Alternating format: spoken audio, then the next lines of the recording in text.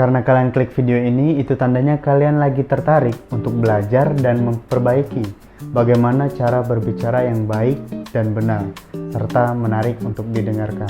Maka dari itu, ini dia dua hal yang perlu kita pelajari dalam memperbaiki cara berbicara kita. Ternyata banyak dari kalian yang mampir ke channel ini untuk belajar bagaimana caranya berbicara di depan umum atau mungkin memperbaiki cara berbicara. Karena ya, sesuai dengan analisa yang ada di konten-kontenku, aku melihat bahwa setiap kali kita bahas tema tentang latihan berbicara ini, viewsnya jauh daripada video-videoku yang lain. Artikulasi dan bahasa tubuh. Menurut KBBI, artikulasi itu berarti pelafalan, lafal atau pengucapan kata atau pengungkapan kata. Ini nih, kenapa artikulasi itu penting.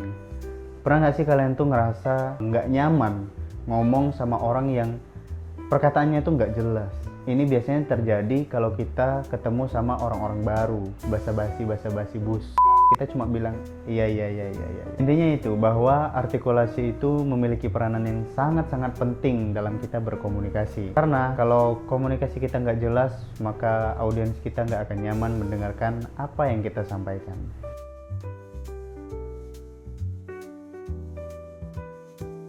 Nah, kira-kira bagaimana sih bentuk latihan artikulasi ini? Ada dua cara latihan artikulasi. Yang pertama, kita belajar ataupun sering-sering untuk mengucapkan huruf vokal A, I, U, E, O, dan huruf konsonan juga. Huruf konsonan apaan bang? Huruf konsonan itu ya selain huruf vokal lah. Kemudian yang kedua, cobalah untuk mengucapkan kata-kata yang susah bagi kita atau yang sering bikin lidah kita kecetit. Flash, springing, ringing, crash, dinging, The hash slinging slasher. Jadi sering kecetitnya lidah kita itu atau lidah kejepit itu karena ya nggak biasa aja mengucapkan sesuatu hal yang sulit.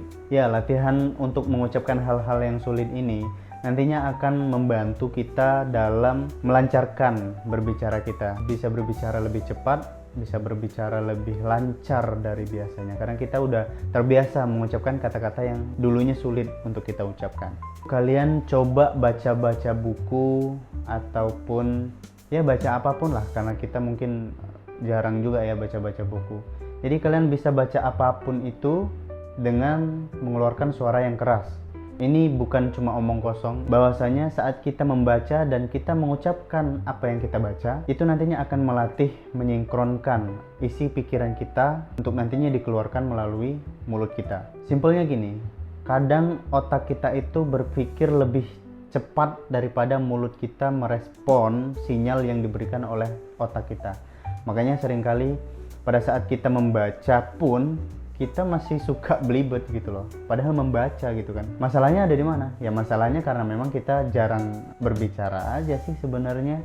Cara untuk latihan artikulasi ini tadi itu sebenarnya melenturkan otot-otot kita atau melatih otot-otot kita untuk mengingat bagaimana cara mengucapkan kata-kata yang dikirimkan oleh otak kita gitu, sehingga nantinya otot alat bicara kita ini terbiasa bekerja dengan baik dan benar. Fokus dulu belajar artikulasi ya, belajar untuk pengucapan, pelafalan bagaimana, sehingga nantinya apabila bicara kita sudah mulai lancar, bicara kita sudah mulai tidak terbata-bata, maka kita boleh lanjut ke langkah kedua, yaitu bahasa tubuh.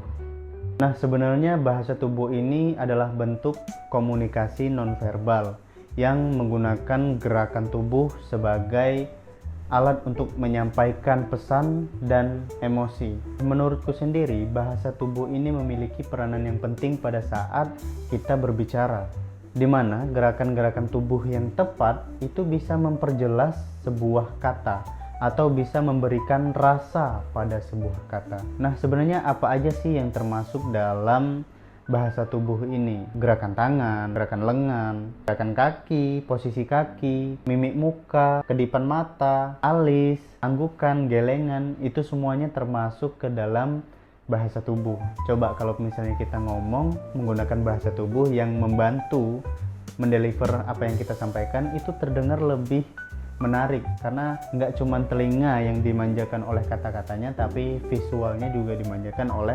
gerakan-gerakannya. Nah teman-teman, setelah kita mempelajari dua hal ini kan dua hal ini tuh sebenarnya nggak susah ya untuk dijalani. Ya kalian selip-selipin aja beberapa menit, beberapa jam, mungkin ya beberapa saat aja. Misalnya lagi ngonten, ataupun lagi nyekrol-nyekrol, ataupun lagi kerja, lagi ngapain kayak itu, coba kita belajar mengucapkan sesuatu itu sesuai pada bunyinya. Jadi teman-teman monggo silahkan dipraktekkan, silahkan kalian coba sendiri dimanapun, karena ini ya easy banget lah untuk dilakukan. Jadi itu aja dua hal yang penting banget ya menurutku, yang dasar banget yang perlu kita pelajari untuk memperbaiki cara berbicara kita. Semoga kalian berhasil. Nah teman-teman yang masih nonton sampai saat ini, aku mau ucapin terima kasih banyak untuk dukungannya, bahwa kita sudah sampai ke 100 subscriber. Yeay. Kalau nggak salah tadi aku lihat itu udah 108 ya subscribernya. Terima kasih banyak. Terima kasih karena sudah memberikan semangat untukku membuat konten-konten seperti ini. Mari kita belajar bareng, karena berbicara ini benar-benar sepenting itu untuk kehidupan kita nanti. Nah, buat kalian yang mau request pembahasan apa yang perlu kita bahas selanjutnya, silakan tulis di kolom komentar. Kalau kalian merasa ada yang janggal ataupun ada yang perlu untuk dikoreksi atau bahkan ditambahkan, juga silakan tambahkan semuanya di kolom komentar. Silahkan kalian pukul tombol subscribe-nya, nyalakan loncengnya supaya kalian nggak tertinggal untuk pembelajaran tentang berbicara ini ke depannya. Terima kasih sudah menonton. Kita akan berjumpa lagi di video-videoku selanjutnya. Bye bye.